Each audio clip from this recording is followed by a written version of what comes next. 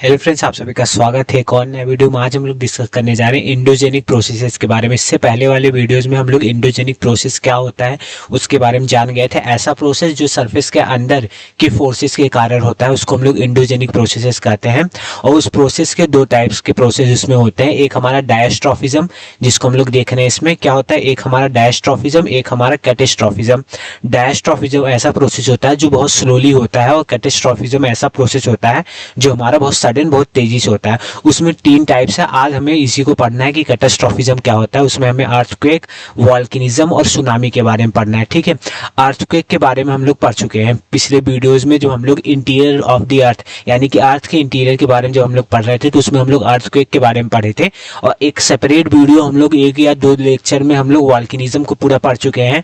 आने पिछले वीडियोस में हम लोग वोल्केनिज्म को कंप्लीट कर चुके हैं। तो आज के वीडियोस में जो हमारा कैटास्ट्रॉफिज्म जो है, हमारा मूवमेंट या कैटास्ट्रॉफिज्म जो प्रोसेस है, जो बहुत सडन प्रोसेस है, बहुत तेज प्रोसेस है, उसमें हम लोग सुनामी के बारे में पढ़ने वाले हैं। ठीक है, तो पहले समझ लेते हैं कि कैटास्ट्रॉफिज्म होता क्या है, उसके बाद देखेंगे कि सुनामी के बारे में हम लोग समझेंगे। तो जो कैटास्ट्रॉफिज्म है इसमें ये एक ऐसा जियोमॉर्फिक मूवमेंट है जो बहुत तेज है यानी कि सडन है। ठीक है, आकर mostly at the lithospheric plate और मार्जिन यानी कि लिथोस्फेरिक प्लेट पे होता है। ठीक है, लिथोस्फेरिक प्लेट्स पे ये अकर होता है। यानी कि जो प्लेट्स मूवमेंट होती है उसके कारण फोल्डिंग होता है, चाहे फॉल्टिंग हो, चाहे फोल्ड माउंटेन बने, चाहे ब्लॉक माउंटेन बने, सारा ये प्लेट की एक्टिविटी के कारण ही होता है। तो बहुत तेजी वाला ये मूवमेंट है कैटास्ट्रॉफिज्म, जो बहुत तेजी से मूवमेंट के कारण होता है, यानी कि सडन मूवमेंट होता है। ऐसे प्रोसेस को हम लोग कैटास्ट्रॉफिज्म कहते हैं।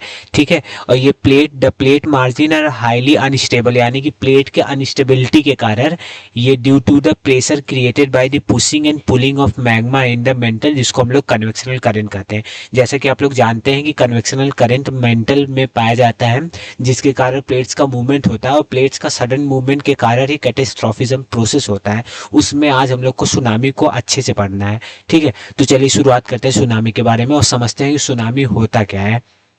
ठीक है, ये सुनामी में जो वेव जरूरत होती है, यानी कि जो वेव्स सुनामी में पाई जाती हैं, पहले आप लोग ये जान लिए ये अर्थक्वेक वेव से अलग है। यानी कि अर्थक्वेक में हम लोग देखे थे पी और एस वेव को, उस वेव से अलग है। यानी कि अर्थक्वेक का जो वेव है वो सुनामी के वेव से अलग है। यानी कि सुनामी में जो वेव्स होती हैं, पानी के जो वेव होती हैं, वो अर्थक्वेक वेव से अलग है। ये आप लोग याद रखेंगे। तो सुनामी जो है ये हमारा जापानीज वर्ड से मिलके बना हुआ है। सु का मतलब होता है हार्बर, यानी कि इसका मतलब बंदरगाह, यानी कि बोल सकते हैं एक जगह, मतलब पानी की एक किनारा, उसका हार्बर। सू का मतलब हार्बर होता है, नामी का मतलब होता है वेव, यानी कि एक किनारे वाला वेव। यानी कि ऐसा आप लोग समझ सकते हैं कि सुनामी जो है ये जापानीज वर्ड से मिलकर बना हुआ है। एक वर्ड हमारा सू जिसका मतलब हार्बर होता है, और नामी का मतलब होता है हमारा वेव, यानी कि ऐसा वेव जो किनारे पे पाया जाता है। ठीक है, किनारे पे एज द सेंस अभी हम लोग देखेंगे कि ये वेव जो है सुनामी की जो वेव है ये ज्यादा डिस्ट्रॉय ओशियंस के किनारे पे करता है। ठीक है, इसीलिए इसको सिस्मिक सी वेव भी कहते हैं। सुनामी वेव को हम लोग सिस्मिक सी वेव कहते हैं। और ये जो सुनामी है मैं आपको बता चुका हूं कि ये अर्थक्वेक जो वेव है पी और एस वेव उससे अलग है। सुनामी में जो वेव्स है वो अर्थक्वेक वेव से अलग है। ठीक है, अब इसकी प्रॉपर्टीज हम लोग समझ लेते हैं कि सुनामी वेव्स की क्या प्रॉपर्टी है, सुनामी में जो वेव पाया जाता है उसकी क्या प्रॉपर्टी है। तो ये लॉन्ग वेवलेंथ वाला वेव है। ठीक है, लॉन्ग वेवलेंथ, जैसे कि आप लोग देख रहे हैं कि लॉन्ग वेवलेंथ यानी कि ये लॉन्ग, बहुत लंबा इसका वेवलेंथ है। और लंबा वेवलेंथ होने के कारण जो सुनामी के वेव है उसका हाइट जो होता है वो कम होता है। ये आप लोग याद रखे रहेगा।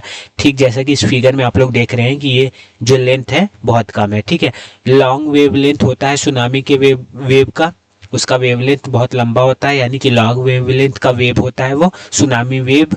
और सुनामी आती कैसे है वो हम लोग देख लेते हैं। तो जो डीप डाउन सी या ओशियन में, उसके गहरे पानी में जब वाटर बॉडीज को एनर्जी प्राप्त होती है, यानी कि एनर्जी गेन करती है वाटर की बॉडी, किसके कारण, किसी कारणवश सी के ओशियन में अर्थक्वेक आ जाए, या अंडर वाटर लैंडस्लाइड हो जाए, या न्यूक्लियर टेस्टिंग के कारण एनर्जी रिलीज हो, जिससे जो पानी है वो एनर्जी गेन करती है, और उसी के कारण वाटर का डिस्प्लेसमेंट होता है। एक बार वाटर ऊपर की तरफ मूव करती है और फिर ग्रेविटी के कारण ये वाटर नीचे की तरफ मूव करती है। ठीक इसी तरह ऊपर नीचे का की तरह एक वेव बन जाती है, उसी को हम लोग सुनामी वेव कहते हैं। है, ठीक है। इसी तरह सुनामी आती है।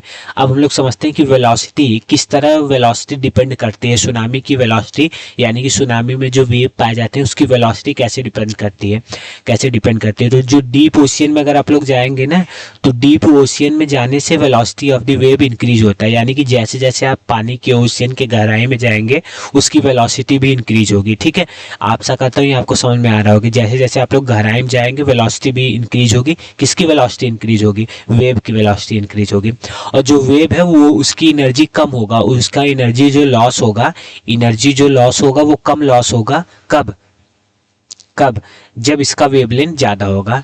वेवलेंथ ज्यादा होगा तो एनर्जी कम लॉस होगी वेव की। और जैसा कि आप लोग जानते हैं कि जो सुनामी का जो वेव है, सुनामी का जो वेव है, वेव उसका वेवलेंथ ज्यादा होता है, उसका वेवलेंथ ज्यादा होता है, ठीक है।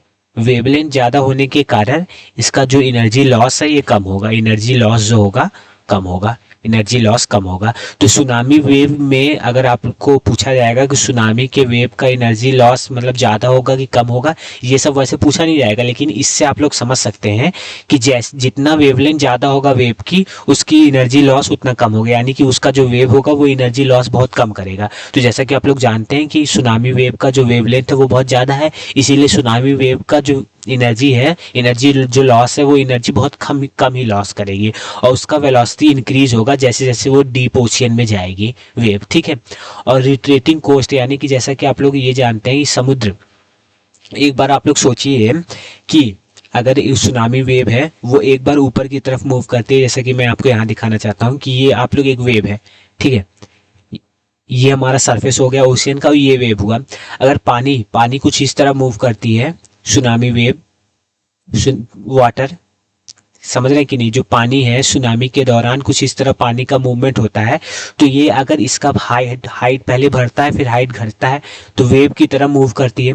तो ये जब हाइट यहाँ से बढ़ेगा ये ऊपर की तरफ मूव करेगी, तो जो कोस्ट का पानी होगा, ये आप लोग मानिए कोस्ट है, किनारा है, इसका पानी पीछे आएगा क्योंकि ये इसका वेवलेंथ ऊपर उठता है, इसका जो लेंथ है सी का ये ऊपर उठता है, तो पानी यहाँ से खींच के पीछे की तरफ आएगी, जिसके कारण पीछे की तरफ खींचने के कारण पानी यहाँ का जो पानी है ये आगे की तरफ मूव कर जाएगा, और यहाँ पे कोस्ट का पानी रिट्रीट हो जाएगा, यानी कि यहाँ से पानी मूव हो जाएगा आगे, यहाँ पे कोई भी कोस्ट पे किनारे पे कोई भी पानी नहीं होगा।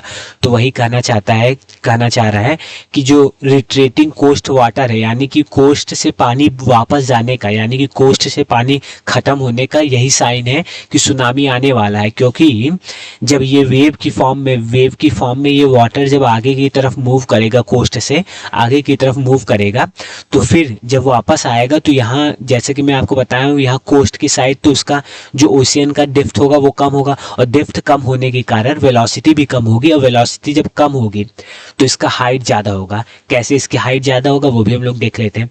तो एक चीज़ आप लोग इससे देखिए, वो आपको एकदम क्लियर समझ में आ जाएगा कि पूरा कॉन्सेप्ट क्या है सुनामी की वेव का। तो एक जैसा कि जो साइंस वाले होंगे वो अच्छे समझेंगे कि एनर्जी इक्वल टू होता है हमारा kinetic energy plus potential energy, ठीक है। तो जब काइनेटिक एनर्जी बढ़ेगा तो पोटेंशियल एनर्जी कम होगा, ठीक है। तो ठीक इसी तरह काइनेटिक एनर्जी क्या होता है, mv स्क्वायर। तो वेलोसिटी ऑफ द वेव, या अगर velocity of wave kinetic energy ये होता है, ठीक है। अगर वेव की वेलोसिटी ज़्यादा होगी तो काइनेटिक एनर्जी भी ज़्यादा होगी, और वेव की वेलोसिटी कब ज़्यादा होगी, जब हम लोग डीप ओशियन में देखेंगे, तो वेव की वेलोसिटी क्या होगी, हमारी ज़्यादा होगी, ठीक है। तो अगर वेव की वेलोसिटी ज़्यादा होगी तो काइनेटिक एनर्जी ज़्यादा होगा, काइनेटिक एनर्जी ज़्यादा होगा तो पोटेंशियल एनर्जी कम होगा, तभी तो बैलेंस होगा, एनर्जी का कंजर्वेशन होगा, ठीक है। तो पोटेंशियल एनर्जी इक्वल टू होता है mgh। तो यहाँ से हम लोग देखेंगे जब पोटेंशियल एनर्जी कम होगा तो वेव का हाइट भी कम होगा, ठीक है, क्योंकि हाइट और पोटेंशियल एनर्जी डायरेक्टली प्रोपोर्शनल है। तो देखिए जैसे जैसे हम लोग डीप ओशियन में जाएंगे तो वहाँ काइनेटिक एनर्जी ज़्यादा होगा, क्योंकि डीप ओशियन में जाने से हमारा वेलोसिटी बढ़ता है तो वहाँ काइनेटिक एनर्जी ज़्यादा होगा और पोटेंशियल एनर्जी कम होगा। तो इसीलिए जो डीप ओशियन में वेव का जो हाइट है वो कम होगा, वेव का जो हाइट है डीप ओशियन में कम होगा। लेकिन जैसे जैसे कोस्ट के साइड हम लोग आएंगे, वहाँ डेप्थ ऑफ द ओशियन कम होगा, तो डेप्थ ऑफ द ओशियन का डीप कम होने के कारण वेलोसिटी भी कम होगा, यानी कि जब काइनेटिक एनर्जी कम होगा तो पोटेंशियल एनर्जी ज़्यादा होगा। और कोस्ट के साइड में पोटेंशियल एनर्जी ज़्यादा होने का यही मतलब है कि वेव की जो हाइट है वो हमारी इंक्रीज हो जाएगी, वेव का हाइट बढ़ जाएगा। तो अगर कोई भी वेव, पानी का वेव की हाइट बढ़ने से जब वो कोस्ट की साइड बढ़ती है तो वहाँ के जो सराउंडिंग एरिया में जो रहने वाले लोग हैं उनको बहुत प्रभावित करती है, बहुत उनका नुकसान करती है, क्योंकि वेव का हाइट बढ़ जाता है। और पानी के वेव का जब हाइट बढ़ेगा तो वो ज़्यादा एरिया कवर करेगा और ज़्यादा एरिया को अपने अंदर डिसॉल्व कर लेगा, यानी कह सकते हैं अपने अंदर वो कर लेगा, डुबा देगा उतना पानी। तो मतलब कोस्ट पे रहने वाले लोग को बहुत नुकसान होगा। और यही इसी तरह हमारा कोस्ट पे ज़्यादा इफेक्ट प्रोवाइड करता है सुनामी के जो वेव है। और इसी इफेक्ट के कारण हम लोग कहते हैं कि जब डीप वाटर से हम लोग सैलो वाटर की तरफ आते हैं तो उसका शेप और स्पीड दोनों बदल जाती है। कैसे बदलती है मैं आपको बताया, इसी को हम लोग सॉलिंग इफेक्ट कहते हैं। तो मैं आपको एकदम समराइज कर देता हूँ, आपको कुछ समस्या नहीं होगा कि सुनामी है क्या।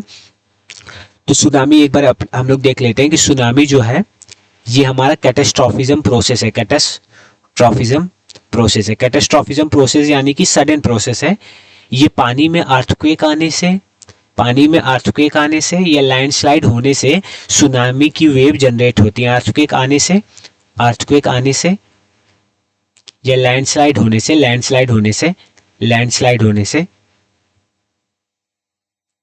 से सुनामी पानी में जनरेट होती हैं। और सुनामी की जो वेव होती है सुनामी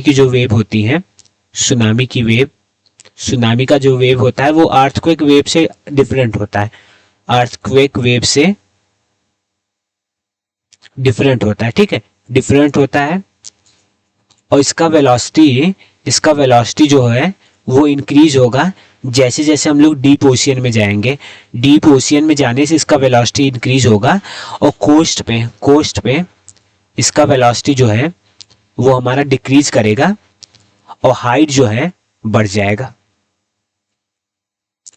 बस हमें इस वीडियो में यही समझना था कि सुनामी कैसे कार्य करती है, सुनामी कैसे एक सडन प्रोसेस के अंदर आती है, ठीक है। अर्थक्वेक के बारे में और वोल्केनिज्म के बारे में हम लोग पहले ही पढ़ चुके थे। आज हम लोग सुनामी को भी अच्छे से देख लिए हैं और यही इस वीडियो को हम लोग एंड करेंगे। और मैं आपको एक चीज़ बता देना चाहता हूं कि इंडोजेनिक प्रोसेसेस में हम लोग कैटास्ट्रोफिज्म प्रोसेस को कंप्लीट कर चुके हैं। अब हमारा बचा है केवल डायस्ट्रोफिज्म। उसको पढ़ने के बाद हम लोग पूरा जियोमॉर्फिक प्रोसेस कंप्लीट कर देंगे। फिर जैसा आपसे वादा किया गया है कि 5 दिन उसके बाद जियोग्राफी चलेगा और 2 दिन हमारा रीजनिंग चालू होगा, वैसा हम लोग कंटिन्यू करेंगे इस 2 लेक्चर लेने के बाद। तो आशा करता हूँ कि आज का वीडियो आपको अच्छा लगा होगा, काफ़ी इंटरेस्टिंग लगा होगा और समझ में भी आया होगा। तो कमेंट करके अपना फीडबैक जरूर दीजिए और वीडियो को लाइक एंड चैनल को सब्सक्राइब जरूर करिए। धन्यवाद।